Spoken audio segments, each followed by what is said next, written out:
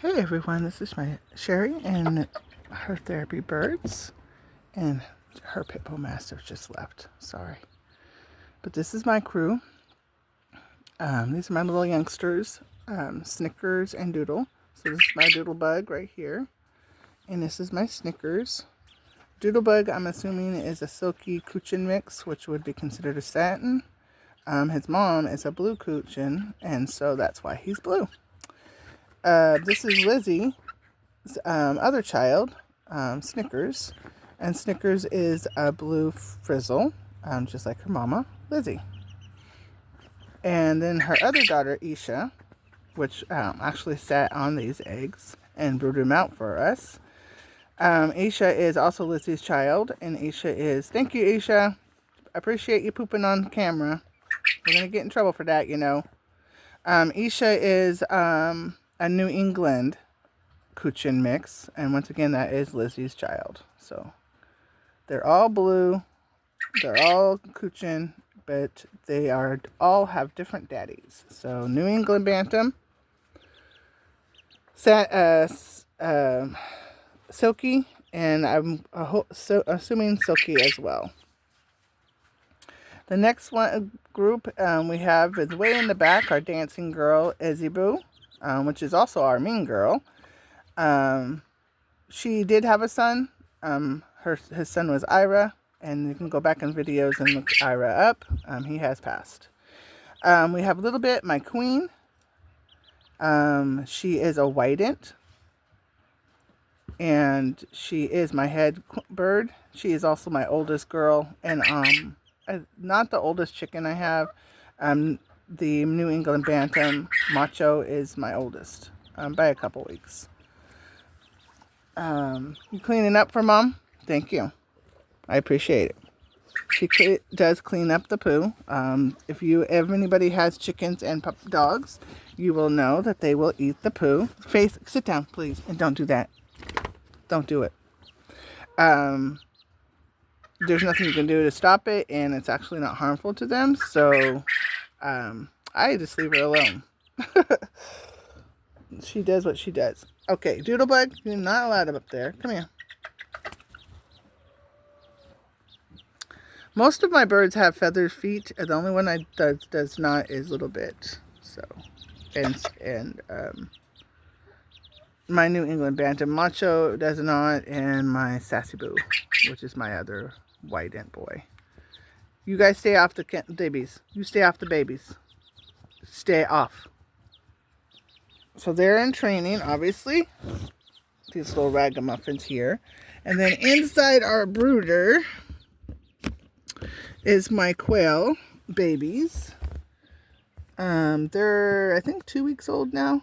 They're got one more week in the brooder, and then they're gonna go popping their hiney up back into the kennel. They were in the kennel for almost for the first week because I didn't have the brooder yet. So, they had the same setup. It's just obviously this one is easier because I can have them on my bed, and it's portable and the whole 9 yards. So you guys got to finish up that food. Now I don't know what this one bird's fascination with this other bird's feet, but yeah, I don't know what that's about. She doesn't seem to be hurting them. I don't know. She's fascinated with feet. So anyway, we're shutting that down.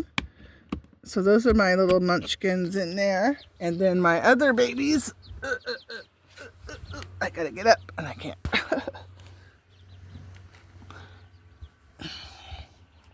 Are in here. And I do have it buried because, one, I don't want I'm trying to keep them warm. To be honest with you. So anyway, they're in here. The air holes, obviously, I don't make sure that's not touched. But I think we have 6 days left on these babies. Is what the calendar says. The counter. I am trying my hardest not to check the eggs, not to open the incubator, sorry. I'm an egg checker. I'm an egg candler, and I generally candle every day. But I am trying really hard, under the guidance of other breeders. Of the quails are very delicate, and so not to candle them. So I am not. I candled them at the, I think it's a 3 or 4 day mark, mostly just for make sure that there wasn't any breakage. And at that point, I just removed stuff that was that the shell was broken. And we got a full house in there. I think there's, yeah, full house in there. I think there's 18 or 24. I'm not sure how many this incubator holds. Still haven't heard anything back on Rebecca. I'm going to email her. I don't really want to email. No, I'm not going to. I keep saying I'm going to do it, but I don't. Because she's a busy woman and she's taken those orders out as much as she can. Obviously, she's not a slacker, right? You know what I'm saying? She's on the ball every day. She's mailing out eggs. So she puts up a notice of what lot number you're in and which ones are being shipped out on a weekly basis. So she does that as far as what she anticipates mailing out that week. So she's not telling us what she's mailing every week. I'm assuming, because when I ordered from her before, because I had the Topaz line, which I'll show you in a minute, I'm assuming that she's still emailing people individually when theirs goes out, but I don't know. All I know is that she posts on her website the lots that are going out. Mine is a specialty bird that I am ordering as far as eggs. It's her Caledon line, which is this line right here. This is a Topaz line. Well, some of them are my originals. But the rest of them, these are all mine actually. She did a whole thing on breeders, small breeders, and she mentioned specifically herself as far as her views and values on breeding and rebreeding another breeders, and what do you say, right? And I've always given her credit for all my birds as far as the ones I gotten from her. Like I said, the Topaz line. I've ordered her Pansy line, which is the other Caledon line she has. She has I think a Caledon line that's for just the brown or the, not the brown, but the brown pharaohs. But I already have my Caledon brown. I don't need those. My pharaohs. So I already have the brown pharaohs, and so I don't need that. I actually have the red range pharaohs as well as the brown pharaohs. So yeah, anyway, this is my second batch. My first batch went kaput. As you can see, I only have 3 out of the 24. And I know that at least during that I had viable, at least out of the 24, I had at least 20 that were viable. And then during lockdown, a lot of them passed. And then after lockdown, obviously, I only end up with, at lockdown, I think we end up with 10 or 11, something like that, 10 or 11. And then I only end up with 3. So it's all due to the fact that the power cord connector in the incubator is wiggly, and so I didn't know that that's what was going on. I thought it was like the birds were messing with it, that kind of thing. So anyway, it took me a couple days to figure out that it was actually the incubator itself, and then I ordered the power cord thinking it was the power cord. And so then I ordered the power cord, replaced that, and then that took a while to get it, obviously. And then after I got the power cord and realized that it wasn't the power cord that was wiggly, it was the actual connector inside the unit, which is inside the unit. It's not like I can touch it, And so at that point, I ordered another replacement whole unit incubator, because the incubator is a good incubator. So I ordered the whole unit incubator, and it won't be here till the 6th. So I'm not worried about, I need that incubator up and running, and I need to test it out and all that stuff before I get her pansy line, because I do not want to lose them. I had an awful time with her range line, and that was because they were 9 days in shipping. And so, and they, assuming that she usually gets them out right away, obviously. So, but she does say that it can be up to 3 days. So even if it was at, it's generally recommended to hatch within the week. So for 7 days of the egg being born, and that's the best options. But then obviously mine was not even that option. So, and this is my range line, complete range line. I think there's a golden feral downstairs somewhere. But these are the ones, and this one right. These are one of these ranges in here are my darkness, and I think she's way in that corner over there. But the rest of them are, well, maybe that one that's in the corner. No. But the rest of them are the range that I got from Thieving Otter. So these are my first gens. These are ones I hatched out of an egg. Let me put it that way. So they all have names associated with the Thieving Otter. So, and then all these other ones are mine. These are all my ferals and my tuxedos. I had ferals and tuxedos and a range, which is my Sunny D down there, and a range girl. So I had a range boy and a range girl. Feral, I had a feral girls, feral boys, tuxedo boys. So I had those lined, but I needed her range line is like more of a deep burnt orange, and mine are more of a light burnt orange. So her colors are like, it's very vibrant, and so I wanted those and put into my mix of my ranges. So these are all ranged right here. Sissy is, I don't know what Sissy is. I've got to do a reel on what Sissy and Sparky is. But these are my ferals over here. And then my tuxedos are in this line over here. So I got my tuxedo boys down, my extra bachelors. So I got 2 bachelor boys, Dottie and Froggy. And then above them is all the breeders for the same group. So in that group, there's a boy. So I have 3 tuxedo boys to choose from to rotate. I only have 2 boys of the ranges to rotate. And then of the ferals, I only have 1.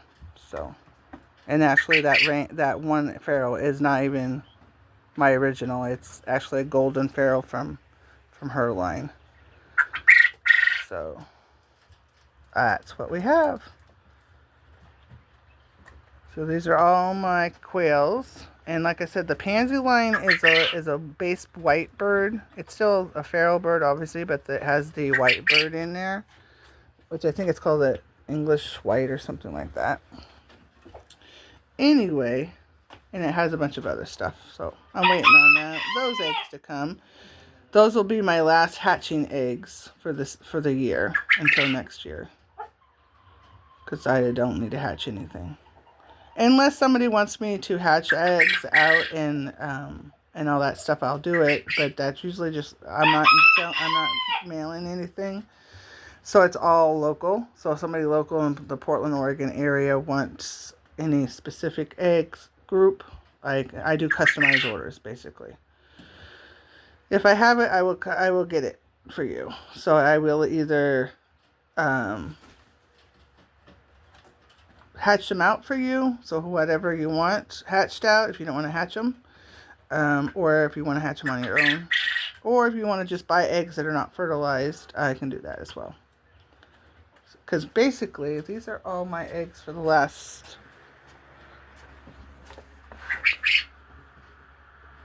and they're just being tossed to the crows because I don't have anybody ordering eggs. And I don't publicize anywhere, so it's just word of mouth, you know. I'm going to go down, I keep saying I'm going to go down to the Buddhist temple and hand out cards and free eggs and see what that does. Or I don't know legally. I can't put like a stand up or anything because it's private property, obviously. Anyway, these are my boys. These are in the process of being rehomed. They're up for adoption. I know a lot of people don't like that word if you don't like rescue the bird. I consider them being rescued when they come from a feed store, but here nor there. The ones that they're up for adoption is Macho here, which is my New England Bantam. Luna here, which is Lizzie's son. This is her last child. He's a New England Bantam Cochin mix, and he's a beautiful. All of them are well behaved. As far as that, but those two are up for adoption right now. And then Sassy Boo is infertile, and because of that infertilization, he's a big teddy bear, but he's also a big meat bird, and so he's not up for adoption unless somebody guarantees me like 100% guarantees me with background checks and references and all this other stuff, and they're vegetarian and they're vegan. Maybe I'll consider it. If they're vegetarian and vegan, I'll consider it because I know they're not going to eat my bird. But I don't want nobody eating them, my birds. So if they're not going to guarantee 100%, either bring them back to me. They'll have to go in quarantine, especially if they're around other birds. But they're indoor birds. They are house birds. They're pretty well potty trained, but the only one that's not potty trained is my Silky's boy down there, Honeyboo. He's the only one that's not potty trained, and that's because he has a medical issue that he can't do it. But the rest of the boys are actually potty trained. My Moo is blind, so he's not up for grabs. And once he just will freak out. He will not do well with new people or new environment or anything like that. He has a hard time if I move something from one end of the room to the other. So that's probably not going to be a rehome at that point. Honeyboo is up for grabs as far as rehoming, but it's kind of tentative, just because I don't know how Moo's going to respond to it. So I have been taking Honeyboo out of Moon's presence, to see how he reacts, and he flips out every single time. So it's not that I don't think Honeyboo would benefit 100% getting rehomed and having his own little chickies. It's just I think Moo would freak out, and Moo and Honeyboo are just been tied at the hips since they were born. So yeah, I don't think those two are going anywhere. So anyway, that's where we're at right now as far as rehoming, as the two New England Bantams. Luna needs a group of girls and Macho. It's not because I don't want to get rid of the birds or that. It's just that they're not happy. They need to be able to have like a tribe of girls. And because of the rules in our house is that the girls get to choose, and if they don't choose, then that's where we're at. So he does have a girlfriend, Izzy, but he's not happy with that. So the other girls have rejected him or related to him, and so he's not happy with that. So he needs to have a big group of girls to take care of. Luna as well. They just are that. They're just Sassy is happy to be just hanging out with the boys, hanging out with mom, chilling out. The only reason why he's behind bars is because the boys beat up on him. And so he's like, he is in there because he wants to be in there because the boys are mean to him. Now he does come out. All of them get rotated. So I'll put Luna in with Honeyboo and Moo. Luna gets along with everybody but Sass. I don't know why. Don't ask. He gets along well. Honeyboo and Moo always gets along well with the babies. They never have an issue with babies. It's Macho. The reason why they don't like Macho is because Macho is the oldest, and he was awful. Just awful to Honeyboo and Moo when they were babies, all the way through when they got older. Now, Macho did start having a relationship with Moon, He actually taught him to fight. But that he, Macho and Honeyboo don't like each other, and so that puts Moon in a position where he has to defend his brother. So if he has to choose between Honeyboo and Macho, he'll choose Honey every time. So anyway, Macho does have Luna, but Macho's a bit of a bully. He also has Sassy Boo too, but like I said, he's a bully to them. And so he's not a bully to the girls or anything like that. It's just a boy thing. So, and he's being the oldest boy as well doesn't help. Him being the smallest boy doesn't help either. So he really does need to have his own. Would he miss us and everything? Yes, he would be probably devastating for him, and have to be a very. I don't like abrupt adoptions, so it would be like going and visiting. But if they had other chickens, obviously, it would be a quarantine issue. I can't have him coming back and forth, so he'd have to go into a quarantine situation. Where he would not have to be able to have direct contact with any of the other birds, but at least that would give him some time to warm into a new environment like that that's completely different than ours.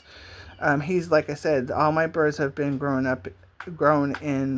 indoors, and so they've never been out on their own in a sense. They've always had me and Faith watching them, so that would be interesting as well, if that was the case. So anyway, I better go. That is my introduction to my babies. Oh, I didn't talk to you about my Faithy girl. Now, my Faithy girl has been with me the longest. I've had her. She was almost a year old when I got the three eldest. And then she was 2 years old when I got Izzy and Lizzie. She's had a whelped litter of her own puppies. When I got Izzy and Lizzie, she literally popped out babies literally like 2 weeks later. So they were like 2 weeks old when she had her babies. And so and one of them stayed here. The resident I work for actually took her as her therapy dog. So I've been steadily training her, and so we're doing really good with that. But Faithy Girl is my right-hand man with the birds. So she has raised Honeyboo and Mumu herself exclusively. She's done really good with, like I said, watching and taking care of all of these girls and any babies that we have. So she'll always be hanging around the incubators, and she's watched the brooders. I did that backwards. Brooder incubators and brooders. And she's always making sure that the babies are taken care of and there's no fighting amongst each other. She kind of stays out of it if Little Bit is involved with it. The only time she ever gets involved with Little Bit in disciplining the rest of the birds, because she is my head bird, is when she won't let them eat or drink. So then Faith will interfere at that point. But other than that, she really doesn't get involved with their hierarchy or anything like that. So they all hang around and this is their environment that they are around 24/7. My girls do choose to sleep where they want to go at night. They are able to go anywhere they want to. We have an indoor aviary that allows the quails to come out and play. The chickens use it because there's toys and stuff in there. There's dust. I haven't cleaned it this morning, so bear with me. But we have a dust area, which is that little smear there. And then they have their little mountain of paper that looks like it's been thoroughly trashed. And so, like I said, I haven't cleaned it up this morning. But the big birds will come in here. Sometimes the boys will come in here for the day. I usually don't do that until after 10 because it's closer to the neighbors. I try to keep them away from the noise down as much as possible in here. But they're in here 24/7. Weather permitting, they do go outside during the summertime. The door is left open and they come in and out as they choose. And I'll tell you, because my birds are given free choice, it gives me a lot to observe. I have a master's degree in psychology. I specialize in autism, And so I think and I also, is the reason why I got the birds in the first place is to study the social interaction and the social makeup of the bird world. So that's kind of what I'm doing, is observing and such. As far as the quail and any eggs that they produce, I would like to sell my eggs, quail eggs, chicken eggs if needed. The only chicken that's laying right now, as you see, there's not that many in that bucket, is my Isha girl. And usually after they brood, they will lay eggs for a period of time, and then they'll stop and then they'll all start in the spring. So they should all be starting pretty soon. Little bit may not, because most whitens only lay for 2 to 3 years. Genetically, that's what they're made for. And usually they are culled at that point, and used as a meat bird. So they're called what is a dual bird. Now the Kuchins are more of a specialty bird. They're more of a novelty bird. There's not enough meat on their bones, to be honest with you. They're mostly, I would say, like a Cornish hen type size, as far as the size of what their meat and everything. And then their eggs, I would say double of their eggs to one chicken egg. So for quails, it's 3 eggs to 1 chicken egg for one chicken egg. And then for the Kuchins, it's like 2 eggs of theirs to 1 egg. And then whitens generally have large, extremely large. Like she had, when she did egg lay, she was like, never laid anything lower than that large, extra large. She always had the big eggs. What else? I'm trying to think.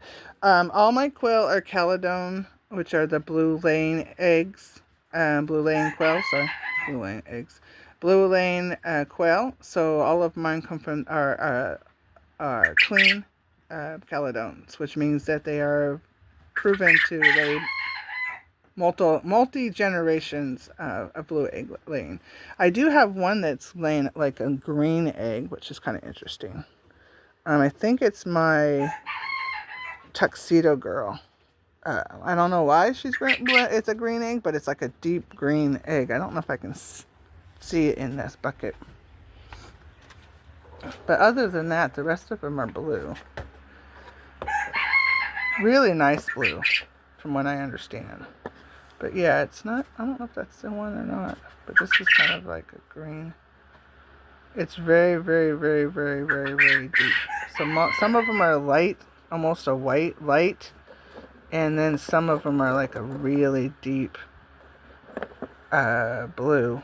And then some get really deep, and it's like almost a green, which you probably can't see on this film. But anyway, they do have variations, but I have seen others that are they have like different, mine are always smooth. I don't have any of that deposits a lot of people have. I don't know what that is, but some of them will look a little bit different. But anyway, these are my babies. And they kind of, like I said, they'll hang out together. The only one that we have to worry about as far as the little munchkins here is Izzy, because she's an unliver of birds and babies. She does not like them. If she could get a hold of these little quail munchkins, or any of these quails, to be honest with you, she would unlive them in a heartbeat. Isha, which is she kind of raised, which is that little girl over there, she kind of does this. If her mom tells her to go be mean, she'll do it. But if she's not around her mom, she's good. So right now, as you can see, she's choosing to hang around with a little bit, because when she defies her mom gets mad at her and then is mean to her. And I think I was on a live yesterday. I was doing something, I can't remember. I know I was recording, but she literally had Izzy and Isha were having a stare down. And it's basically her telling her daughter, I want you to do this, this, this, and this. And Isha's like, I'm not going to do it. So she probably would like her to attack these babies, but these are her broody babies. So she's not going to hurt her babies that she sat on and hatched out. So Mom's a little bit upset about that. And Lizzie and Isha snickerdoodled not only me, but she also snickerdoodled Izzy because Izzy didn't know that that was going on either. She would have stopped it. She was like, I don't need no more babies from Lizzie. But anyway, there's a lot of drama going on there. So I'm going to let you guys go. I'm going to upload this to Facebook if they let me. And I'll upload it to YouTube as well. You guys have a great day. Bye.